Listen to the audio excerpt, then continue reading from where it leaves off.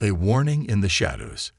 The city buzzed with life as the sun dipped below the towering skyline, casting a golden glow over its polished streets.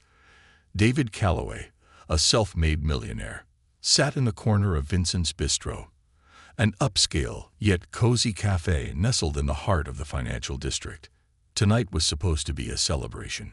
His company, Calloway Enterprises, was on the brink of finalizing a deal that would launch them into a new era of financial dominance.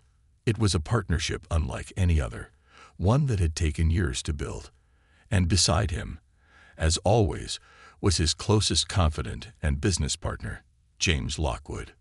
The two had been friends since college, rising through the ranks of the industry together, facing challenges side by side. And now, after years of struggle, standing at the precipice of ultimate success, James had always been charismatic, the kind of man who could walk into a room and command attention with nothing more than a smirk and a well-tailored suit. But to David, James was more than a business partner. He was family. Tonight was the night they would sign the final contract. Everything was perfect, or so it seemed. As James excused himself to take a phone call, a waitress approached the table. Her name was Alina Carter. Alina had worked at Vincent's Bistro for nearly a year.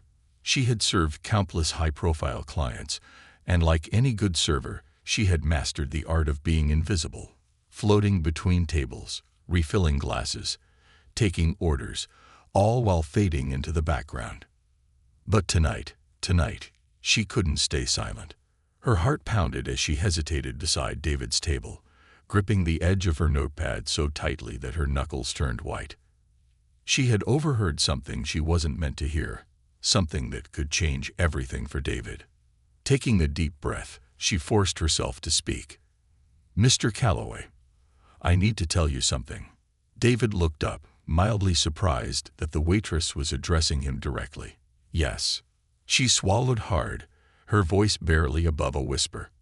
"It's about James. I think he's planning to betray you." David frowned, his sharp blue eyes narrowing. "Excuse me?" Alina's heart hammered in her chest. The weight of what she was about to say felt unbearable, but she had no choice. She had seen too much. "I overheard him on the phone," she continued, glancing nervously toward the door where James had stepped out. "He said that once this deal goes through, you won't see it coming. That by the time you realize what's happening, it'll be too late." David's blood ran cold. Alina saw the flicker of disbelief in his eyes. Of course, he wouldn't believe her. Why would he? James was his best friend, his brother in arms. "Are you sure?" David's voice was low, calm, but the steel in it was unmistakable. Alina nodded. "I wouldn't be telling you this if I wasn't." David leaned back in his chair, exhaling slowly. His mind raced, trying to process what he had just heard. Could it be true? Was James, the man he had trusted for years, really planning to stab him in the back? It was unthinkable. Yet, something about Alina's expression, the urgency in her voice, made it impossible to dismiss. Still, David had to be careful. If James really was plotting against him, confronting him outright could be a mistake. His grip on the contract in front of him tightened. He needed to be sure before he made his next move. Just then, James returned, his phone call finished, his usual easygoing smirk plastered across his face. David glanced up at him, his face unreadable. For the first time in his life, he wondered if he had truly ever known the man sitting across from him. And in that moment, he made a silent vow. He wasn't going to be caught off guard. Not now. Not ever. Shadows in the boardroom. David Calloway's mind was a storm as he sat across from James Lockwood, his so-called best friend and business partner. The wine in his glass remained untouched, the celebratory meal before him forgotten. James was talking, laughing, completely unaware of the warning David had just received. A warning from a waitress. It should have been easy to dismiss. It should have been something he could brush aside as a misunderstanding. But he couldn't. There was something in Alina's voice, in her eyes, that lingered in his mind. Sincerity, urgency, fear, and now every casual word from James, every confident smile, felt like a calculated lie. "David, you still with me?" James chuckled, swirling his whiskey. "You're overthinking again. You always do this before big deals." David forced a smile, a mask.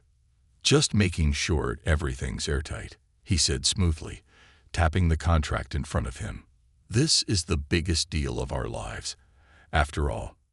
James leaned back, completely at ease.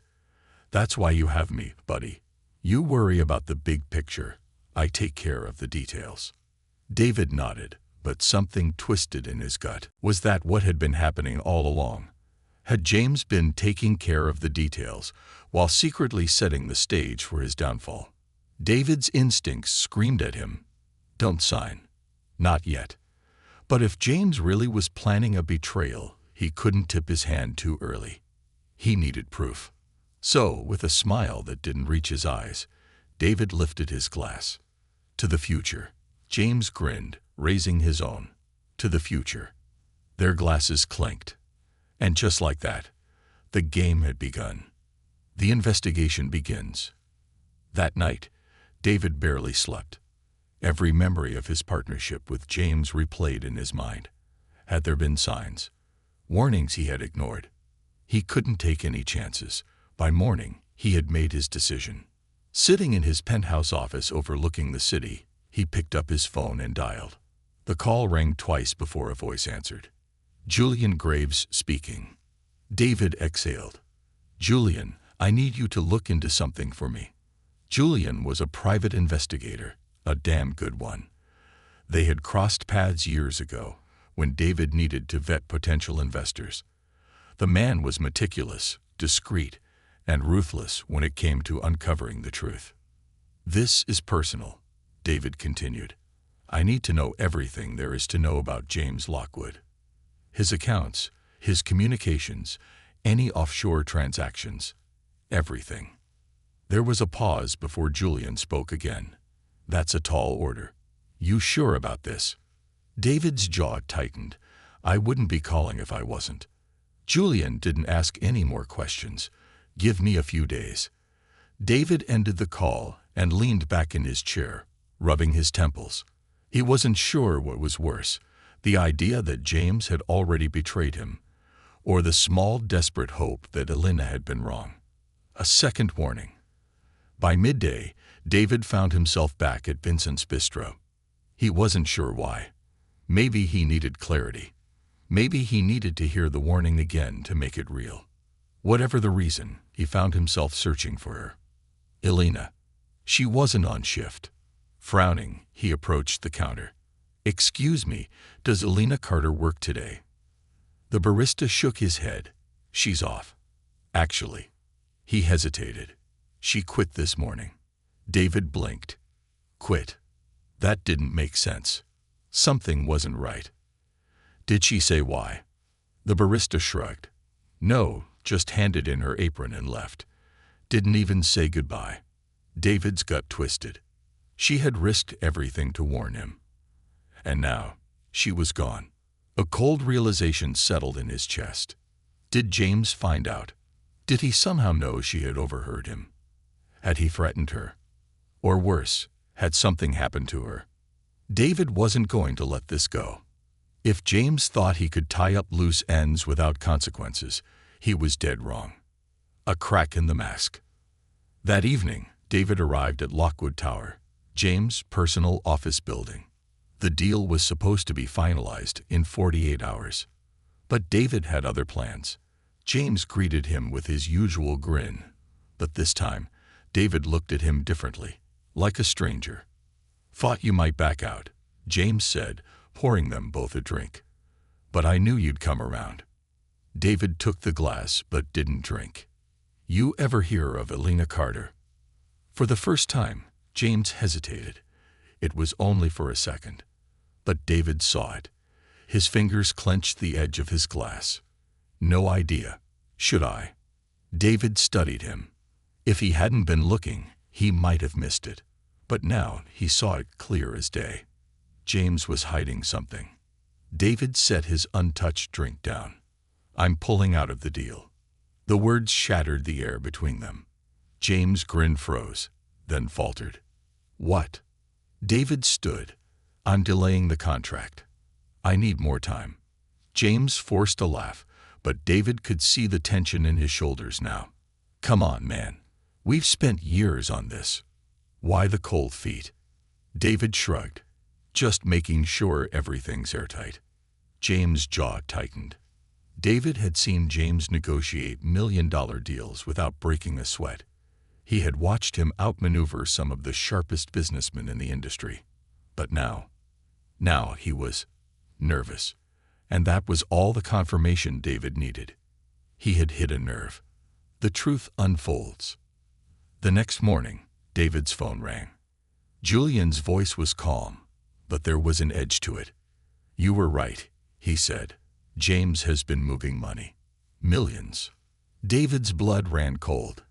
"How long?" "Over a year." David closed his eyes, gripping the edge of his desk. A year. That meant James had been planning this even before the deal. Even before the company's expansion. David had been building an empire, while James had been plotting to steal it. Julian continued. "He's using offshore accounts, funneling funds in small increments to avoid detection. But that's not the worst part." David's stomach twisted. "What is?" Julian exhaled. "He's been talking to your competitors." David's grip on the phone tightened. "What?" "He's not just planning to take over your company, David. He's planning to sell your entire empire from under you." Silence. David felt his world tilt. This wasn't just a betrayal. This was a war. And James Lockwood had just declared it. The silent betrayal. David Calloway sat in the dim glow of his penthouse office, staring at the thick financial reports spread before him. His fingers gripped the edge of the mahogany desk, knuckles white from the pressure. 1 year. James Lockwood had been planning this for a year. A man he had trusted with everything. A man who had been more than just a business partner. He had been a brother. David exhaled slowly, his mind racing. Julian's words echoed in his ears. "He's not just planning to take over your company, David. He's planning to sell your entire empire from under you." The realization cut deeper than he wanted to admit. James hadn't just betrayed him. He had done it silently, skillfully, and without a trace of guilt. For over a year, he had laughed with David, worked late nights alongside him, celebrated victories with champagne, all while sharpening the blade meant for his back.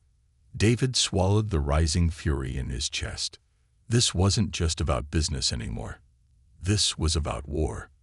And he had no intention of losing. A dangerous meeting. Before taking any action, David needed to play this carefully. He couldn't confront James outright. Not yet. James had already spent a year covering his tracks, moving money into offshore accounts, building alliances with competitors. If David moved too soon, James would slip through his fingers. So instead, he decided to meet James, to look him in the eye, and confirm the betrayal for himself. That evening, he arranged a dinner, a test, a private room at Garrison's, one of the most exclusive restaurants in the city, a place where deals were whispered over expensive whiskey and fortunes were made or lost in a single night. James arrived precisely on time, as he always did. Dressed impeccably in a custom-tailored navy blue suit, his smile was easy, confident. Fake. David forced a grin as they shook hands. "Glad you could make it." "Wouldn't miss it for the world," James replied smoothly, taking a seat. The waiter poured their drinks, 2 glasses of Macallan 18 neat. James took his with a nod of approval, swirling the amber liquid as he spoke. "So, have you thought more about finalizing the deal?" David pretended to hesitate, letting the moment stretch. "Yeah. I've been thinking about it a lot." James watched him carefully. "And?" David leaned forward slightly, setting his glass down. "Tell me something, James. If you were in my position, would you trust you?" James blinked. It was only for a fraction of a second, but David caught it. A flicker of shock, a slight tightening of the jaw, a micro-expression of fear. But it was gone just as quickly as it had appeared. James chuckled, shaking his head. What kind of question is that? David smiled, cold, calculated. Just a thought. James's shoulders relaxed slightly, his easy demeanor returning. Look, I know you, David. You overthink things. It's why we work so well together. You strategize, I execute. David lifted his glass again, his next words slow, deliberate. And what if, one day, the executioner decided he didn't need the strategist anymore? James froze, his fingers tightening around his glass. David saw it. He saw the shift. He knows. He knows I know. The air between them turned heavy, suffocating. James took a slow sip of his drink, his expression unreadable. Then, after a beat of silence, he smiled. But this time, the mask had cracks. Hypothetically speaking, James said, tilting his head slightly. David nodded. Sure. Hypothetically. James exhaled through his nose, setting his drink down. Well, hypothetically. His eyes met David's, dark and calculating. The strategist should have seen it coming.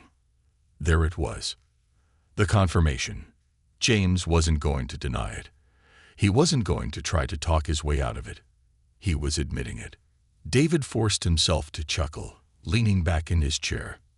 I suppose he should have. James smirked, but he didn't. David held his gaze, his pulse steady despite the wildfire of rage burning inside him. No, he didn't. James lifted his glass. Then I guess it's already too late, isn't it? David clinked his glass against James's. The game had begun.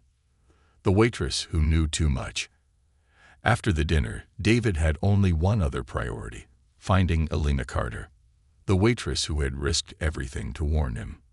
She had disappeared after quitting her job at Vincent's Bistro. No warning, no notice. That didn't sit right with David. He had Julian run a check on her records, nothing unusual. Just a normal young woman with no criminal background, no debts, no red flags. So why would she vanish? David had a sinking feeling. James found out. He couldn't be sure how, but James must have learned that Alina had overheard his plans. And James never left loose ends. David called Julian. Find her. Julian didn't hesitate. On it. Hours later, a call came through. We found her. David gripped the phone. Where? She's hiding. Julian's voice was sharp. She was attacked, David. Someone tried to run her off the road last night. A cold dread spread through David's chest. Is she okay? Shaken, but alive. She's laying low in a motel outside the city. David was already grabbing his coat. Text me the address. A debt to be repaid. David drove himself. No security. No staff. Just him. When he arrived at the rundown motel on the outskirts of town, he saw her. Alina Carter was sitting on the edge of the bed in a dimly lit room, her arms wrapped around herself, her face pale, bruised. David clenched his jaw. Who did this to you? Alina looked up, startled. Her brown eyes were wary, exhausted. Why are you here? She whispered. David stepped inside, closing the door behind him. Because I owed you my life. She let out a humorless laugh. Somehow, I don't think that's worth much right now. David sat down across from her. You warned me when you didn't have to. You put yourself in danger for a man you don't even know. Alina swallowed hard. And now I have to run for my life because of it. David leaned forward. No, you don't. I won't let him hurt you. She scoffed. And how do you plan to stop him? David's voice was like steel. By ending this, once and for all. Alina studied him for a long moment. Then, finally, she spoke. I overheard something else that night. David's breath hitched. Alina's next words sent a chill down his spine. James isn't working alone. The betrayal ran deeper than he had ever imagined. A web of betrayal. A secret too big to bury. David Calloway stared at Elena Carter, her words still ringing in his ears. James isn't working alone.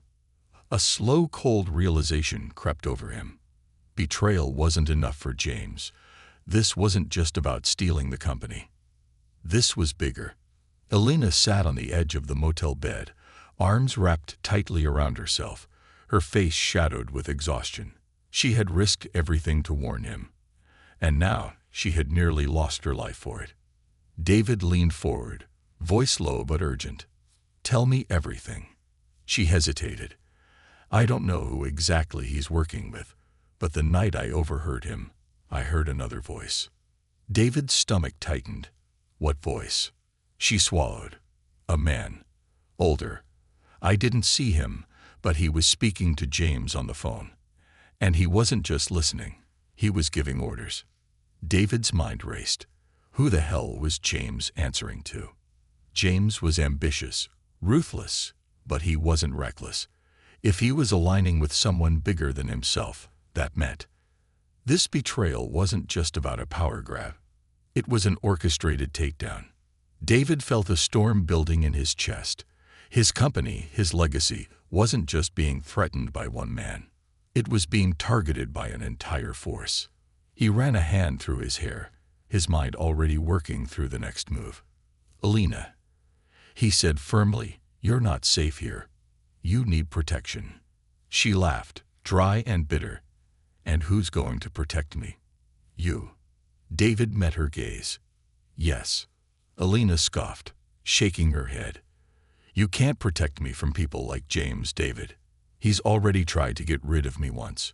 What makes you think he won't try again?" David's jaw clenched. "Because I won't let him." There was no hesitation in his voice. For a moment, she just looked at him, searching his face, his resolve. Finally, she exhaled. "What do we do?" David pulled out his phone. "We find out exactly who we're dealing with." Julian's discovery. The next morning, David sat in his office, waiting for Julian's call. He didn't have to wait long. The phone buzzed, and Julian's voice came through, sharp and controlled. "I have a name." David sat up. "Who?" Julian exhaled. "James is working with Frederick Langston." David's stomach dropped. Frederick Langston was a titan in the industry, an older, ruthless businessman with enough money and power to pull strings at the highest levels. More than once, Langston had been investigated for corporate espionage, fraud, even bribery. But he had never been caught. He wasn't just a businessman. He was a kingmaker, a man who destroyed companies and rebuilt them under his control. David's voice was like stone. "You're sure?" Julian didn't hesitate. "I found the financial connections. James has been moving money through Langston's offshore networks. He's not just working for Langston. He's his pawn." David clenched his jaw. His company wasn't just being stolen. It was being sold. Langston had probably promised James power, wealth, everything David had built. But James was too arrogant to see the truth. Langston didn't make people rich. He owned them. James thought he was taking over Calloway Enterprises, but he was just another piece on Langston's chessboard. David exhaled sharply. If Langston's involved, this is bigger than a corporate coup. Julian's voice darkened. "It is. And I've got bad news." David braced himself. "What?" Julian hesitated. "Langston doesn't just want your company, David. He wants you out of the picture." David's fingers tightened on the phone. "How far is he willing to go?" Julian's next words chilled him to the bone. "He's done it before. Executives who stood in his way. They didn't just lose their companies." David's pulse hammered. They disappeared, setting the trap. David wasn't just going to defend himself. He was going to take the fight to them. Langston and James had built their entire scheme on one assumption, that David wouldn't see it coming, that he would trust James, that he would sign the deal, that he would fall. They were wrong. David had built his empire from nothing. He had survived corporate sharks, betrayals, economic crashes, everything. And he wasn't about to let James and Langston take everything he had built. So he did the only thing he could. He set a trap. The fake deal. 2 nights later, James received a call. From David. "Let's meet," David said smoothly. "I thought it over. You were right. We should finalize the deal." James took the bait. Within hours, everything was set. The final contract, the meeting location, the press announcement. James believed it was his victory. David let him believe it. Because what James didn't know was that the deal was fake. And the moment James signed the papers, his betrayal would be laid bare for the world to see. The legal teams, the forensic accountants, the board members, they were all waiting. And so was the law. James had left a paper trail of corruption, illegal deals, offshore accounts. And David had all of it. James had dug his own grave. The final confrontation. The night of the deal, James walked into the high-rise conference room, cocky and confident. David was already seated, waiting. James grinned.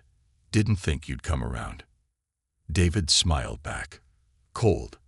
Calculated. "You underestimate me, James." James sat across from him, smug. The contract was placed before them. James picked up the pen. And the moment the ink touched the page, the doors burst open. James barely had time to register the dozen legal officers, financial regulators, and corporate security personnel flooding the room. "What the hell is this?" James demanded, panic flashing in his eyes for the first time. David leaned back, satisfied. "This," he said coolly, "is your downfall." James turned, but there was nowhere to run. His entire betrayal was laid out before him. The bank records, the offshore accounts, the connection to Langston. James looked pale. He turned back to David, his mask finally breaking. "You set me up," he whispered. David smiled. "No, James, you set yourself up." The legal officers stepped forward. "James Lockwood, you are under investigation for corporate fraud, conspiracy to commit embezzlement, and illegal financial transactions." James's breath hitched. "You don't understand." You should have seen it coming," David cut in, echoing James's own words back at him. James opened his mouth, but no words came out. He had lost, and David Calloway had won. The collapse of a king. James Lockwood sat frozen, the pen still gripped in his hand, inches from the paper. The conference room, once a stage for his greatest triumph, had become his execution chamber. Around him, corporate security officers blocked the exits. Lawyers, auditors, and federal investigators stood poised, ready to dismantle everything he had built in secret. James's breath came in shallow gasps. He looked up at David, his once close friend, now the executioner standing over him. "You played me," James whispered. David's expression remained icy cold. "No, James," he said, leaning forward. "You played yourself." The weight of those words hit James like a crushing wave. He had spent over a year carefully constructing this betrayal, moving money in the dark, forging alliances, preparing for his glorious takeover. And yet, it had taken David only a matter of days to tear it all down. James's fingers trembled as he slowly set the pen down. His empire was gone. The power he had clawed for, ashes in his hands. He turned his head sharply to the side, his pulse roaring in his ears.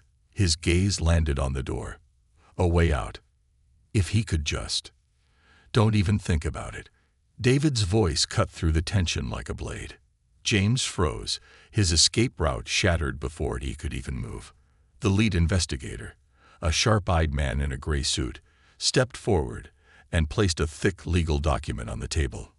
"James Lockwood," he said coolly, "you are being investigated for financial misconduct, corporate fraud, and unauthorized offshore transactions."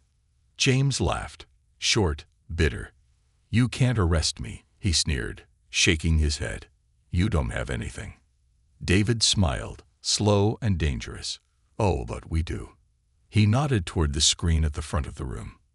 A moment later, A series of documents appeared, each one filled with James's dirty secrets. Bank records, shell companies, emails, secret offshore transactions linking him directly to Frederick Langston. James's blood ran cold. They had it all. And then, the screen switched to a video recording. James's own voice filled the room. "David has no idea. Once the deal is signed, I'll have control of everything. By the time he realizes what happened, it'll be too late." James sank into his chair. It was over. He had spent his whole life playing the long game, outmaneuvering, scheming, staying 2 steps ahead of everyone. And now he was the one who had been outplayed. David watched as the color drained from James's face. For years, he had trusted James, called him his brother. Now he looked at him and felt nothing. Not anger, not sorrow, nothing. Just a stranger in a familiar suit. James slumped back, his once proud shoulders sagging in defeat. His legacy, gone. His power, shattered. And all at the hands of the very man he had tried to destroy. One last warning. Security escorted James out of the room, but David barely watched. His focus was already shifting to the bigger threat. Langston. James had been a pawn, but the real enemy was still out there. Langston wouldn't take this loss lightly. No. Men like him never accepted defeat. They retaliated. David turned to Julian, who had been watching the entire takedown from the sidelines. "Langston won't let this go," David said quietly. Julian nodded, his expression unreadable. "No, he won't." David's jaw tightened. "Then we need to move first." A dangerous invitation. Hours later, David stood alone in his office, his fingers hovering over his phone. Langston was a ghost. He didn't do direct confrontations. But David wasn't going to play by Langston's rules. He was going to force his hand. He dialed a number he never thought he would. The line rang once, twice. Then, a voice answered. "I was wondering when you'd call." David's grip on the phone tightened. Frederick Langston's voice was smooth, slow, calculated. David didn't waste time. "I know what you've been doing." Langston chuckled softly. "Do you?" "I took James off the board," David said. "Now I'm coming for you." There was a pause. Then Langston spoke, his voice a silken threat. "You're making a mistake, Calloway." David's heart pounded, but his voice remained steady. "Then let's discuss it. Face to face." Langston's laughter was low and dangerous. "You're bold. I'll give you that." David's pulse thundered in his ears, but he didn't back down. "Tomorrow night, the club on Lexington. No bodyguards, just you and me." Another pause. Then, "I like a man who's willing to gamble," Langston murmured. "But be careful, Calloway." His voice dropped, sending a chill down David's spine. "Not every player survives the game." Click. The line went dead. David exhaled slowly. Langston had accepted. But David knew. This wasn't just a meeting. It was a trap. And he was walking straight into it. A game of shadows. Walking into the lion's den. David Calloway stood in front of a towering black glass building on Lexington Avenue, staring at the entrance of the Orion Club, a private establishment known for catering to the world's most powerful figures. The street was quiet at this hour, the only sound being the distant hum of traffic. It was the perfect place for men like Langston to conduct business in the dark. No press, no cameras, no witnesses, just whispered deals and men who shaped empires with a single handshake. David wasn't here to shake hands. He was here to end this. Langston had spent months orchestrating the theft of his company. James Lockwood had been his pawn, and now that James was gone, Langston would be looking for another. But tonight, Langston wouldn't just lose his pawn. He was going to lose the entire game. David adjusted his cufflinks and stepped inside. The club's interior was designed for secrecy. Low lighting, deep leather chairs, dark wood panels that absorbed conversation rather than echoed it. The kind of place where deals weren't signed. They were sealed with quiet nods. A hostess in an elegant black dress greeted him with a neutral smile. "Mr. Calloway, this way." She led him to a private room, separated from the rest of the club by soundproofed glass doors. Inside, sitting in an expensive armchair with a glass of whiskey in his hand, was Frederick Langston. He was exactly as David had imagined: calm, poised, dangerous. A man who never showed his full hand but always held the winning cards. "David," Langston said, his voice smooth as silk, "I was hoping you'd come." David stepped forward, keeping his posture casual, but inside, his instincts were razor-sharp. Langston wasn't alone. A second man sat near the window, a silent figure in a tailored gray suit, watching the conversation unfold like a ghost in the background. David didn't know his name, but he could feel it. This man wasn't just security. He was here to make sure Langston walked away from this meeting with the upper hand, or to clean up if he didn't. David ignored him and sat across from Langston. "Let's skip the pleasantries."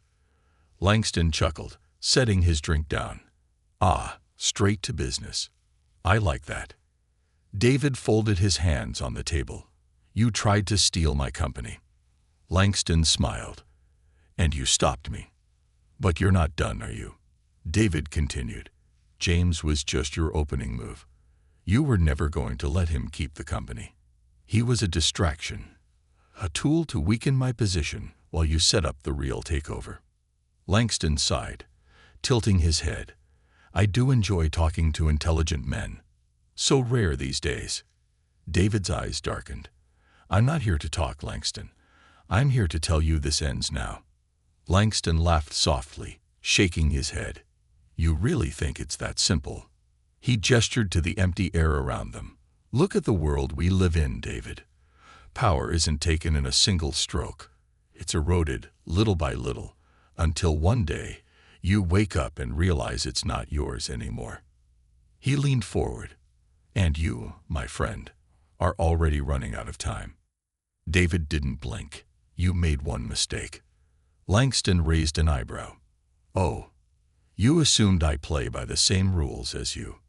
A flicker of curiosity passed through Langston's face. Then, David pulled out a small USB drive and placed it on the table. Langston's expression didn't change, but the room felt colder. The man near the window shifted slightly, just enough for David to notice. Langston slowly reached for his drink again. "What's this?" David smirked. "Everything." The checkmate move. Langston was good, but David had learned from the best. For the past 3 days, Julian had dug deeper into Langston's financial network, and he had found the cracks. Offshore accounts linked to political bribery, hidden shell companies tied to organized crime, large financial transfers that were impossible to explain legally. Langston wasn't just a businessman. He was a criminal. David tapped the USB drive. Every transaction, every deal, every bribe. Langston's fingers tightened on his glass. David leaned back. "I made sure copies were sent to the right people. Investigators, the press, the SEC. The only reason this hasn't gone public yet is because I wanted to tell you personally." Langston's face was stone. The man near the window had gone completely still. David smiled, slow and measured. "You're done, Langston." A dangerous response. For a long moment, Langston said nothing. Then he let out a low, amused chuckle. "You're good," he admitted. "Better than I expected." He picked up the USB drive, turning it between his fingers. Then he looked at David, his expression unreadable. "But you made one mistake too." David's pulse remained steady. "And what's that?" Langston smiled. "You think this game is over." The next words sent a chill down David's spine. "This game never ends." Langston stood up, adjusting his cufflinks. "I'll disappear for a while, maybe even take a loss. But men like me." His gaze flickered toward David. We always come back. David clenched his jaw. Not this time. Langston smirked. We'll see. And then, without another word, he walked toward the exit. The man in the gray suit followed him, never taking his eyes off David. And just like that, Langston was gone. Victory or a warning? David remained seated for a long moment, staring at the USB still on the table. The battle was won. Langston was finished. For now. But his words lingered. This game never ends. David knew what he meant. Langston wasn't like James. James had been a fool, a man with ambition, but no patience. Langston was something else, a force that operated in shadows, not in boardrooms. He wasn't just a businessman. He was a ghost, and ghosts never truly disappear. David exhaled, pushing himself up from his chair. The war was far from over. But tonight, at least, he had won, and he would be ready when Langston came back. Because now, he wasn't just playing defense. He was going to rewrite the rules. The final move. The calm before the storm. David Calloway sat in his penthouse office, high above the city, staring out at the skyline. The war with James Lockwood was over. His former best friend was now nothing more than a cautionary tale, a man who had tried to play king, but ended up a pawn. But Frederick Langston, he was something else entirely. Langston had walked away that night at the Orion Club, but his final words had stuck with David like a thorn buried deep in his chest. This game never ends. Langston wasn't gone. He was waiting, plotting. David had forced him into the shadows, but a man like Langston didn't stay in the dark for long. The real fight was still ahead, and David had no intention of being caught off guard. His phone buzzed on the desk. Julian's voice came through, sharp and direct. It started. David's stomach tightened. He knew exactly what that meant. Langston was making his next move. The counterattack. Within 24 hours, the media was flooded with a new narrative. Headlines screamed scandal. David Calloway under investigation for financial fraud. Business mogul's dealings with offshore accounts raised questions. Insider reports claimed Calloway engaged in questionable business practices. It was a smear campaign. David had expected it, but not this fast. Langston wasn't wasting time. He was moving aggressively, using the media as a weapon. And worse, some of the evidence looked real. David sat in a conference room with his legal team and top executives, staring at the printed articles stacked on the table. His CFO, a gray-haired man named Walter Grayson, adjusted his glasses. This isn't just noise, David. Someone's fabricating documents, linking you to fraudulent accounts that don't exist. David's jaw clenched. Langston. Walter nodded. He's making it look convincing. To the public, it doesn't matter if it's fake. It just has to sound real enough. The strategy was clear. Langston didn't need to steal the company anymore. He just needed to destroy David's credibility. A ruined reputation was just as good as a hostile takeover. David exhaled, pushing back from the table. His mind was already racing. Langston wanted a war. Fine. David would burn him to the ground. A desperate betrayal. That night, Julian sent a name. One of David's own board members had flipped. Lawrence Trenton, a high-ranking executive. Trenton had been loyal for years, or so David had thought. Now, he was feeding Langston's narrative, secretly leaking false information to fuel the media firestorm. David didn't hesitate. He arranged a private meeting with Trenton the next evening, at a location Trenton wouldn't expect. Not an office, not a boardroom. An underground parking garage. The kind of place where deals were made in whispers, or betrayals were buried. Trenton arrived, his nervous footsteps echoing through the dimly lit space. His expensive suit looked out of place in the cold industrial setting. David stood next to his car, hands in his pockets, his expression unreadable. Trenton hesitated. David, you're working for Langston. Trenton's face paled. Don't lie to me. David cut him off, stepping forward. "I have the proof.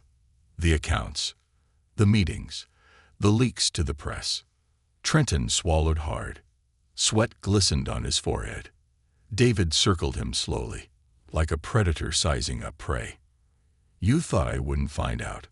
David's voice was low, dangerous.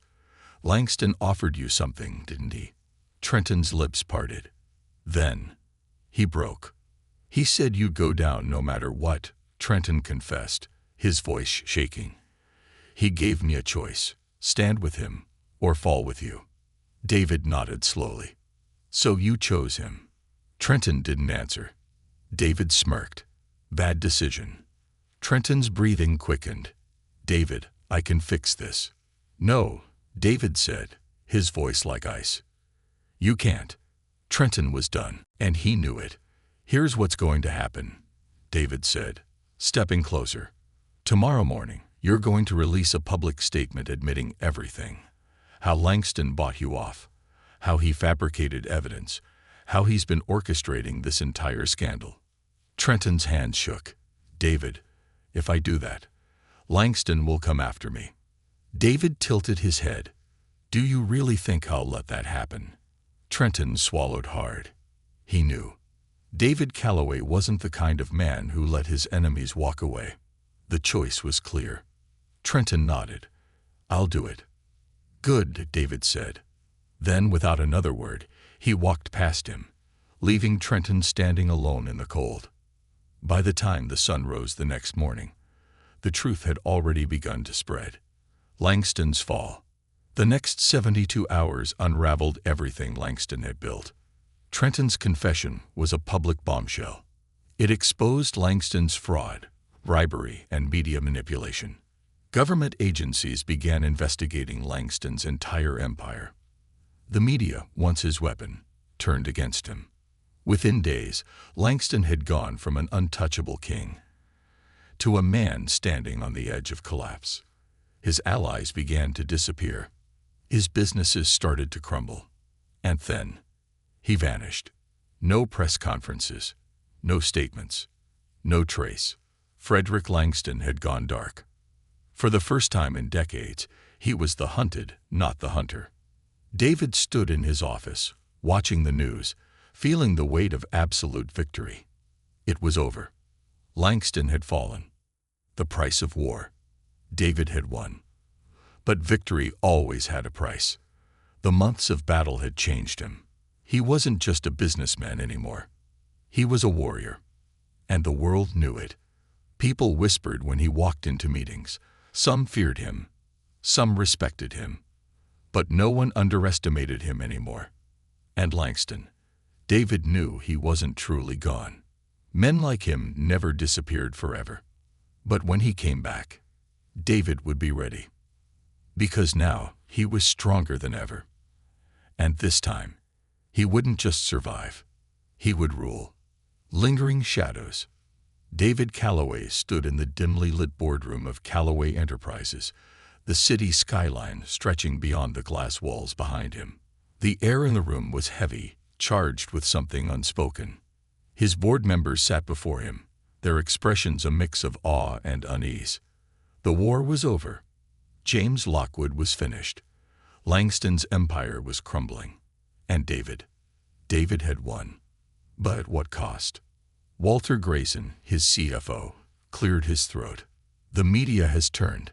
Public perception is shifting back in your favor, David." Another board member, Patricia Lane, nodded. "Investors are relieved. Our stock recovered faster than expected. A victory." And yet, David felt restless. For months, his life had been about fighting back, tearing down, surviving. Now that he had won, he should have felt satisfaction. Instead, he felt a deep, unsettling quiet. A silence that whispered, "This isn't over." A ghost in the dark. That night, as David sat in his penthouse alone, his phone vibrated. An unknown number. His pulse spiked. He answered, his voice cold. "Who is this?" A familiar chuckle. Low. Amused. Dangerous. "Frederick Langston." David's grip on the phone tightened. "Miss me already, Calloway?" Langston's voice was smooth as ever. "You're done," David said, calm but firm. "Your empire is collapsing. Your name is being dragged through the mud. Your allies are turning against you." A pause. Then Langston laughed softly. "Oh, David," he murmured, "you still think this was about winning?" David's chest tightened. "You exposed me," Langston continued. "You tore down what I built. I underestimated you, I'll admit that." He exhaled, and for the first time, his voice turned ice cold. "But men like me, we don't die in scandals. We don't go down in courtrooms." David stood from his chair, staring out at the city. "Then where do you go?" Langston chuckled again. "We go into the shadows, Calloway. And we wait." A dangerous pause. "Enjoy your throne," Langston whispered. "I'll be watching." Click. The line went dead. David slowly lowered the phone, his reflection staring back at him from the floor-to-ceiling windows. Langston was gone, but not defeated. The man had simply stepped back, disappeared, and that meant one day he would return. David exhaled, turning away from the city lights. He had won this round. But the game, it would never end. A new beginning. The next morning, David made a decision. He wasn't just going to sit back and wait for Langston to strike again. He was going to make sure he never got the chance. He called Julian. "Find him." Julian didn't hesitate. "You sure?" "Yes." David's voice was steel. "If he thinks he can hide, he's wrong. This time, we're going after him." For the first time in his life, David wasn't playing defense. He wasn't just protecting his empire. He was expanding it, controlling it. The war had changed him, made him stronger, sharper, colder. He had gone from a businessman to a king. And kings didn't wait for threats to return. They eliminated them. David looked out over the city, the empire he had built, the kingdom he had defended. Langston would resurface one day. And when he did, David would end him for good. Until then, he would keep moving, keep building, keep ruling. Because in the world of power, only the strongest survived. And David Calloway, he had just begun.